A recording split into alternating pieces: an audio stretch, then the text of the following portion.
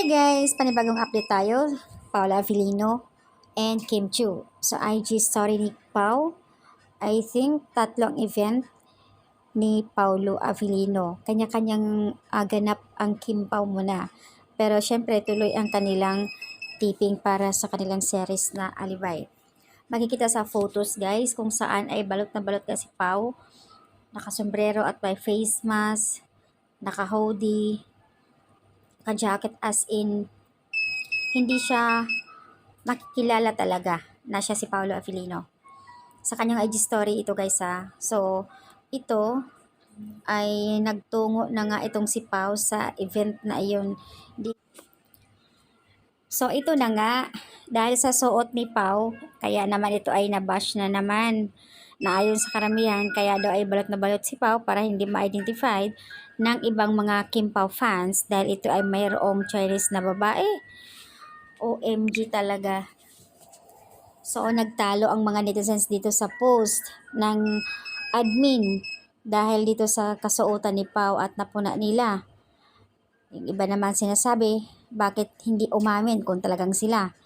At nakita daw na isang source kung saan may kasama si Pau na ito ay Chinese. Kaya daw hindi nila maamin-amin na mayroong silang relasyon, parang nagkakaroon ng conflict baga. Yung mga bashers dyan, sana sila ang magka-COVID.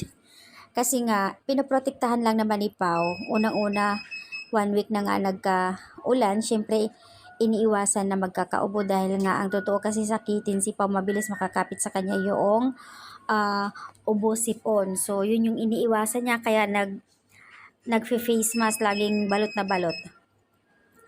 At siguro kung talagang kayo ay solid Kim Pau fans, nakikita nyo naman sa tuwing may event, sa tuwing may lakad, may biyahe ang Kim Pau.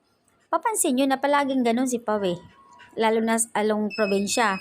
Laging naka-face mask, naka-sombrero, jacket. As in, talagang ganun na siya man kung maka-aura. Kaya yung iba, na siguro hindi solid, baguhan lang nakakita kay Pau, napupuna.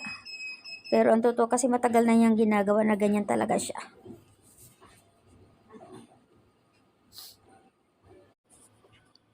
At isa pa, yung mga ibang netizens na makitid ang utak ha, kapag hindi lang magkasama ang Kim Pau, individual ang ganap nila, sasabihin ka agad na mayroong ibang babae si Pau. Kawawa naman si Kimi, hindi kasama ni Pau. So, ganun na lang lagi ang sinasabi nila. Guys, mag-isip naman kayo. Siyempre, hindi naman lahat ng panahon, oras na magkakasama ang dalawa eh. Kasi nga, lalo na nga individual ang ganap nila. So, hindi palagi.